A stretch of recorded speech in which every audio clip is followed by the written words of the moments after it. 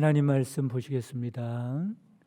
하나님 말씀은 마태복음 6장 24절에서 34절까지 말씀 보겠습니다. 마태복음 6장 24절에서 34절까지 말씀입니다. 봉독해 드리겠습니다. 한 사람이 두 주인을 섬기지 못할 것이니 혹 이를 미워하고 저를 사랑하거나 혹 이를 중히 여기고 저를 경히 여김이라. 너희가 하나님과 재물을 겸하여 섬기지 못하느니라. 그러므로 내가 너희에게 이르노니 목숨을 위하여 무엇을 먹을까 무엇을 마실까 몸을 위하여 무엇을 입을까 염려하지 말라. 목숨이 음식보다 중하지 아니하며 몸이 의복보다 중하지 아니하냐. 공중의 새를 보라. 심지도 않고 거두지도 않고 창고에 모아들이지도 아니하되 너희 하늘 아버지께서 기르시나니 너희는 이것들보다 귀하지 아니하냐. 너희 중에 누가 염려함으로 그 키를 한 자라도 더할 수 있겠느냐. 또 너희가 어찌 의복을 위하여 염려하느냐. 들의 백합화가 어떻게 자라는가 생각하여 보라. 수고도 아니하고 길쌈도 아니하느니라. 그러나 내가 너희에게 말하노니 솔로몬의 모든 영광으로도 입은 것이 이 꽃 하나만 갖지 못하였느니라. 오늘 있다가 내일 아궁이에 던져지는 들풀도 하나님이 이렇게 입히시거든 하물며 너희일까 보냐. 믿음이 작은 자들아. 그러므로 염려하여 이르기를 무엇을 먹을까 무엇을 마실까 무엇을 입을까 하지 말라. 이는 다 이방인들이 구하는 것이라. 너희 하늘 아버지께서 이 모든 것이 너희에게 있어야 할 줄을 아시느니라. 그런즉 너희는 먼저 그의 나라와 그의 의를 구하라. 그리하면 이 모든 것을 너희에게 더하시리라. 그러므로 내일 일을 위하여 염려하지 말라. 내일 일은 내일이 염려할 것이요 한날의 괴로움은 그날로 족하니라. 아멘. 할렐루야. 우리 주위에 보면 꼭 이런 사람이 있습니다. 어떤 사람이냐면 걱정이 그렇게 많은 사람이 있어요. 보통 걱정이 아니라 별걸 다 걱정을 하며 살아가는 사람이 있죠. 지진이라도 나면 어떡하나, 하늘이라도 무너지면 어떡하나, 집에서 자다가도요 천장이 무너지면 어떡하나, 이런 걱정을 합니다. 또 지난번에 코로나가 한창 극성일 때는 코로나가 걸려가지고 잘못되면 어떡하나, 젊은 사람 중에도 그런 걱정에 아주 큰 시름을 하는 분도 보았습니다. 그래서 그런 말이 있는 것 같아요. 걱정도 팔자다. 어떤 사람은 정말로 걱정을 그렇게 하고 살아가요. 강도가 들면 어쩌나 그런 걱정을 하면서 몇 년째 잠을 편히 자지 못하는 아내가 있었다고 그럽니다. 그러다 보니 남편도 잠을 설칠 때가 한두 번이 아니죠. 왜냐하면 작은 소리라도 나면 한밤중에 곤히 자고 있는 남편을 아내가 깨우기 일쑤였기 때문에 그렇습니다. 남편은 강도보다도 걱정하는 아내 때문에 도저히 살 수가 없었어요. 그러던 어느 날 밤에 진짜로 이 집에 강도가 들었답니다. 아내가 자다가 이상한 소리가 들려서 남편을 깨웁니다. 남편이 거실로 나가봤더니 정말로 강도가 들어와 있는 거예요. 남편은 강도를 보고 무섭기보다도 너무나 반가워서 이렇게 말을 했다 그럽니다. 여보시오, 강도 양반, 너무나 반갑소. 제발 지금 방 안에 있는데 아내를 좀 만나주시오. 내 아내가 당신 만나기를 10년째 기다리고 있는 중이요 라고 이야기했답니다. 웃자고 하는 말이지만 염려가 참 쓸데없다는 말이죠. 여러분, 염려는 문제가 일어나기도 전에 문제가 생길 거라고 생각하는 잘못된 믿음입니다. 하나님을 믿지 못하는 불신앙입니다. 하나님을 믿지 못하는 사람들은 염려하는 것이 한도 끝도 없습니다. 그래서 오늘 말씀에 예수님께서 뭐라고 말씀합니까? 염려하지 말라고 말씀합니다. 여러분, 이 시간 여러분의 염려는 무엇입니까? 이 자리에 어떤 걱정거리를 가지고 나오셨습니까? 그것이 무엇이든지 그것을 염려함으로 해결되는 것이 아닙니다. 믿음의 사람들은 염려가 아니고 믿음으로 살아가는 사람들임을 깨달으시기를 간절히 바랍니다. 여러분의 자녀는 여러분의 염려로 잘 되는 것이 아닙니다. 믿음으로 잘 자라게 만들 수 있는 것입니다. 여러분의 사업은 염려로 유지되거나 번성할 수 있는 것이 아닙니다. 믿음으로 성공할 수 있는 것입니다. 믿음이 없는 사람은 염려하는 방법 외에는 다른 방법이 없기 때문에 염려하고 살아갑니다. 그러나 우리에게는 염려가 아니라 믿음의 방법이 있으니 염려하지 않아도 되는 줄 믿으시기를 바랍니다. 염려가 무엇입니까? 염려는 인생을 갉아먹는 무서운 좀벌레와 같다고 말합니다. 인생을 갉아먹고 인생을 무너뜨리는 두 개의 적이 있는데, 하나는 어제에 대한 후회입니다. 또 다른 하나는 내일에 대한 염려입니다. 여러분 기억하시기 바랍니다. 후회한다고 과거의 일이 바뀌지 않습니다. 염려한다고 해서 미래가 보장되는 것이 아닙니다. 그리고 후회도 염려도 그 기초는 모두 불신앙입니다. 하나님이 기뻐하지 않는 것들입니다. 그래서 오늘 짧은 본문 속에서만 염려하지 말라는 말씀을 3번이나 하고 있습니다. 강조하고 강조하는 말씀이죠. 성경 전체를 통해서 봤더니 염려하지 말라는 말씀이 무려 550번이나 등장합니다. 그렇다면 왜 염려하지 말라고 말씀하셨을까? 첫째로는 염려는 불필요하기 때문에 하지 말아야 한다라고 하는 겁니다. 여러분, 전혀 할 필요가 없는 이 염려를 가지고 많은 사람들이 염려의 노예가 되어 살아가고 있습니다. 염려하면 기쁨을 잃어버리게 됩니다. 무기력증에 빠지게 됩니다.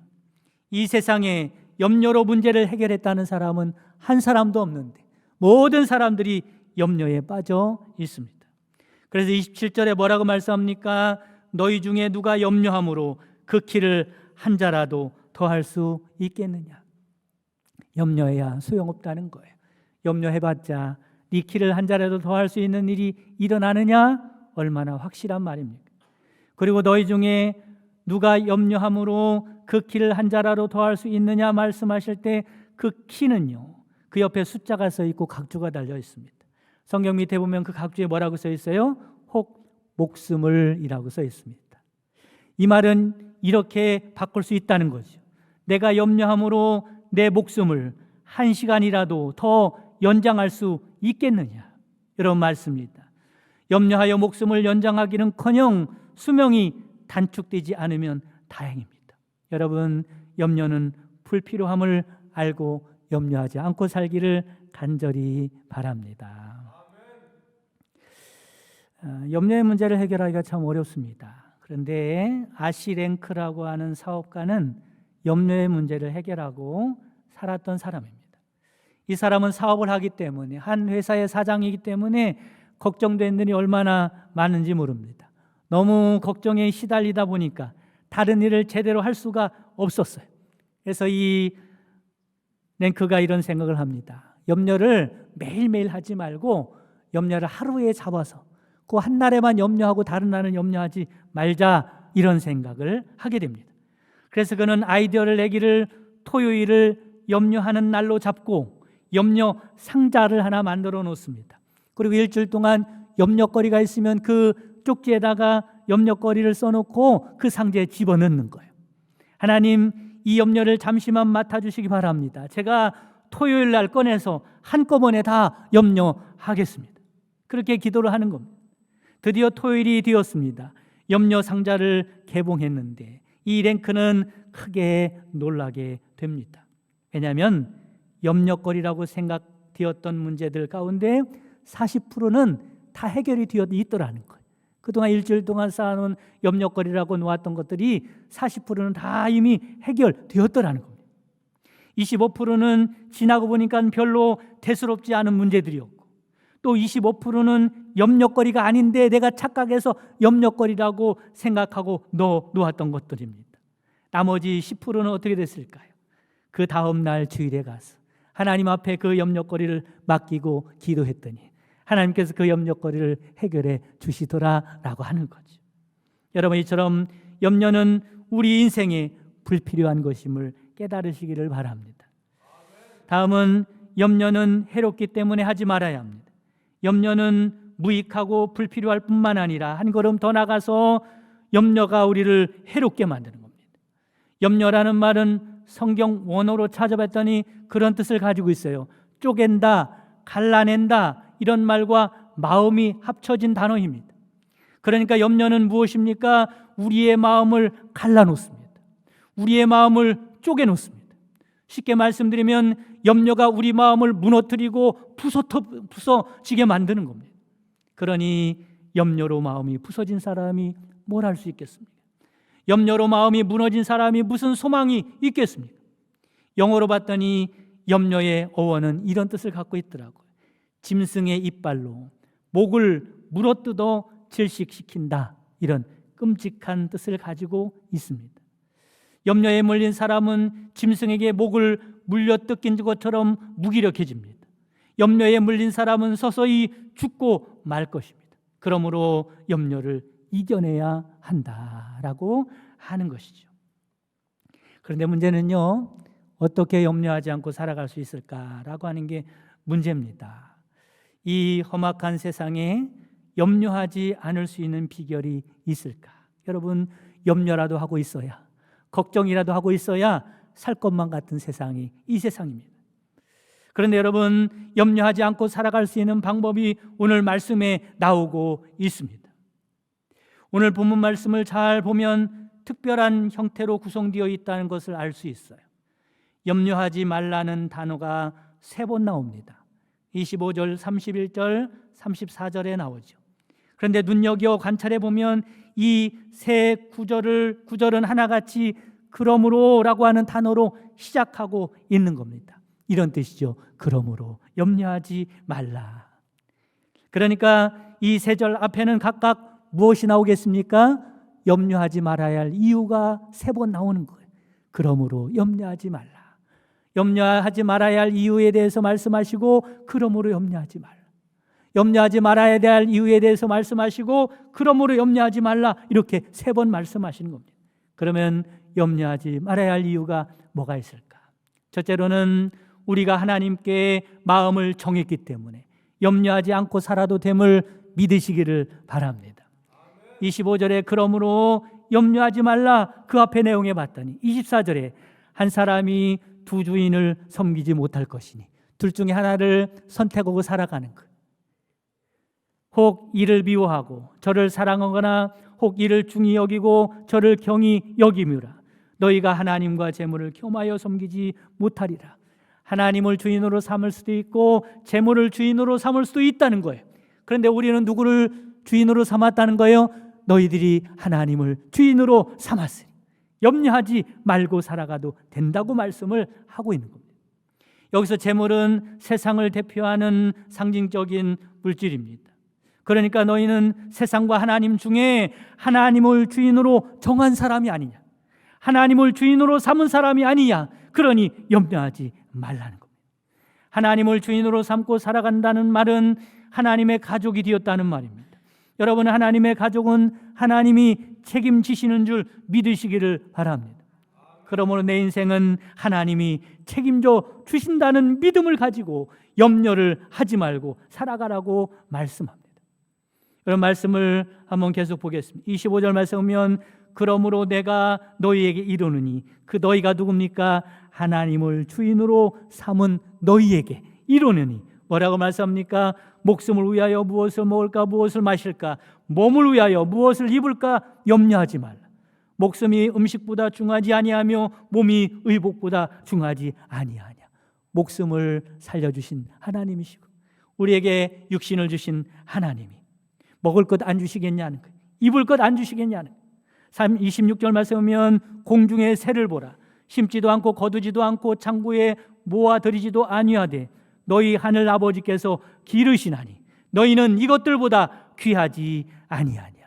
공중의 새들도 하나님이 책임지시는데 너희들을 책임지지 않겠느냐고 말씀합니다. 여러분 믿음 가지고 살아가는 여러분 되시기를 간절히 바랍니다. 26절에 공중의 새를 보라라고 할 때 그 보라는요, 눈으로 보라 이런 뜻도 있지만 배우라는 뜻이 있어요. 배우라. 누굴 보고 좀 배우라는 거예요? 공중의 새들을 보고 좀 배우라는 겁니다. 여러분 새에게 가장 큰 특징이 있다면 무엇입니까? 날개가 있다는 것이 특징입니다. 여러분 하나님이 우리 믿음의 사람들의 날개가 된다는 사실을 믿으시기를 바랍니다. 그러니 걱정 말라는 거예요. 새들에게는 날개가 있기 때문에 곡간이 필요 없습니다. 하나님이 준비해 놓으신 것을 높이 날개를 치면서 올라가서 찾아서 거기 가서 먹으면 되기 때문에 곡간이 필요 없습니다. 날개짓을 하고 하늘 높이 날아가 보면 땅의 것들은 아주 작고 시시하게 보입니다.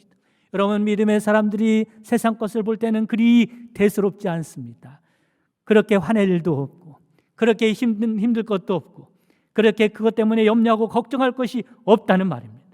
새들은 눈앞에 바위가 있고 태산이 있다고 해도 걱정하지 않습니다. 날개를 펴고 날아서 넘어가 버리면 구망이기 때문에 그렇습니다. 그 날개가 하나님이 우리의 날개가 되심을 믿으시기를 바랍니다. 여러분 그렇습니다. 우리는 생명과 행복의 원천이 하나님께 있음을 믿는 사람들입니다.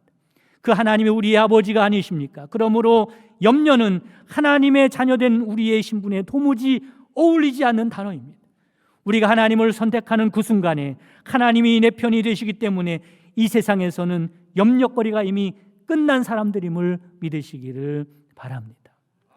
두 번째, 염려하지 말아야 할 이유는 우리의 필요한 것을 하나님이 다 아시기 때문에 그렇습니다. 31절에도 그러므로 염려하지 말라, 그 앞에 내용이 뭐예요? 28절에서 32절 말씀에 보면 들의 백합화가 어떻게 자라는가 생각하여 보라. 수고도 아니하고 길쌈도 아니하느니라. 그러나 내가 너에게 말하노니 솔로몬의 모든 영광으로도 입을 것이 이 꽃 하나만 갖지 못하였느니라. 오늘 있다가 내일 아궁이에 던져지는 들풀도 하나님이 이렇게 입히시거든 하물며 너일까 보냐. 믿음이 작은 자들아, 믿음 가지라고 말씀을 하고 있습니다. 하나님께서 우리에게 필요한 모든 것을 아신다. 하나님께서 우리에게 필요한 것을 아시면 아시기만 하고 가만히 있느냐? 그렇지 않습니다. 사랑의 하나님은 우리의 필요를 넉넉히 채워주시는 분임을 믿으시기를 바랍니다.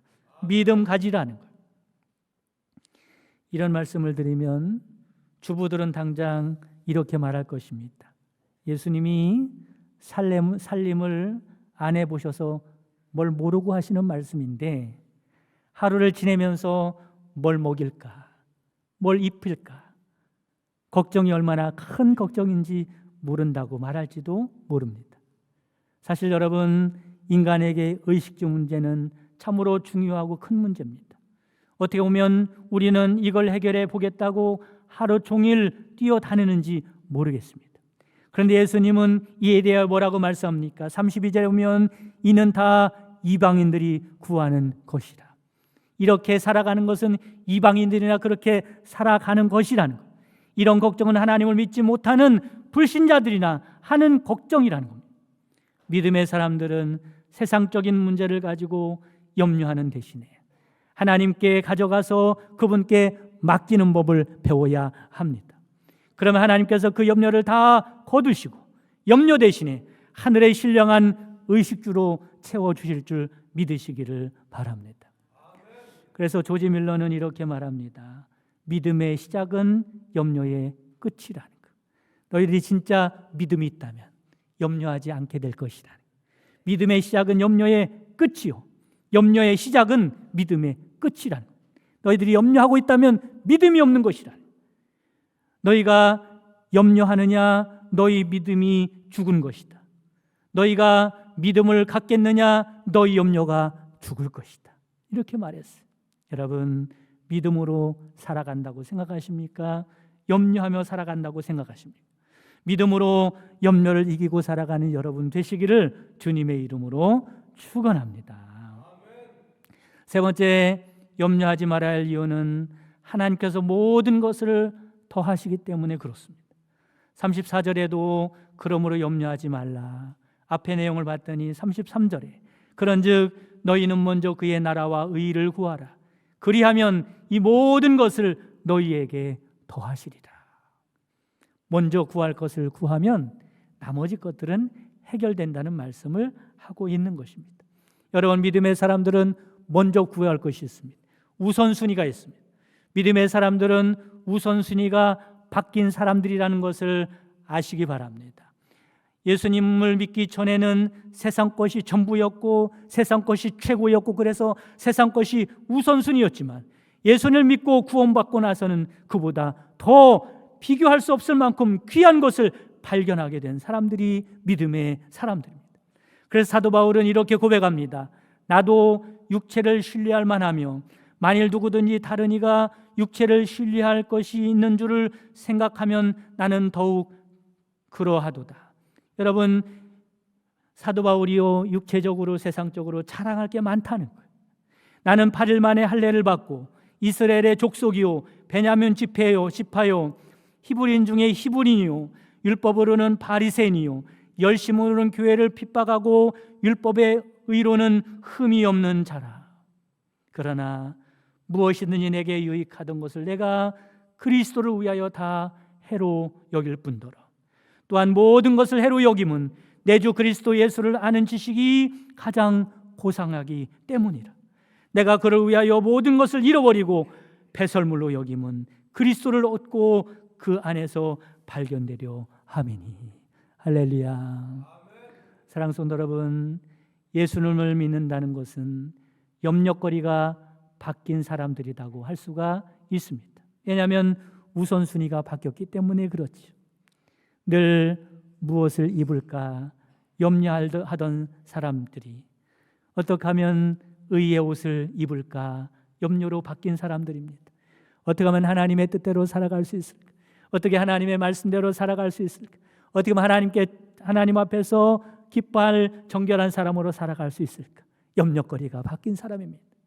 무엇을 먹고 마실까 입을까 염려하던 사람이 어떻게 하면 은혜로 충만해 볼까? 어떻게 하면 성령 충만해 볼까?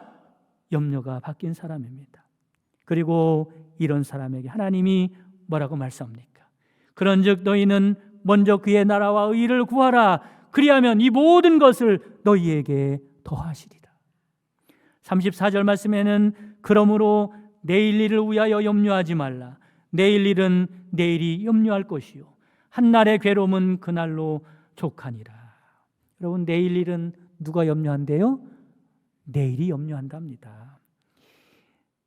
이 말씀은 그런 거죠. 먼저 하나님의 나라와 하나님의 의를 구하면 염려하는 주체가 바뀌게 됐다는 거예요. 원래는 내일 일은 내가 염려하고 살아가야 하는데 내일 일은 내일이 염려한다는 거예요. 여러분, 내일이 주인이 누굽니까? 하나님이십니다. 미래의 주인은 내가 아닙니다. 내가 어찌할 수 없는 시간입니다. 하나님이 주인이라고요. 내일 일은 내일이 염려한다는 말은 하나님이 염려하시겠다는 말이에요. 그러니까 이런 말씀입니다. 네가 만약에 하나님을 걱정하고 살면 하나님이 너를 걱정하게 될 것이다 라는 말씀입니다. 그럼 얼마나 복된 말씀입니까? 그럼 먼저 그의 나라와 그의 의를 구하면 하나님이 모든 것을 더하시는 줄 믿으시기를 간절히 바랍니다. 사랑하는 성도 여러분, 염려하는 불신앙으로 살지 말고 믿음으로 살아가는 여러분 되시기를 바랍니다. 우리가 하나님께 마음을 정했으니 우리의 인생은 하나님이 책임지십니다. 우리의 필요를 하나님이 아실 뿐만 아니라 그 필요를 채워 주실 것입니다.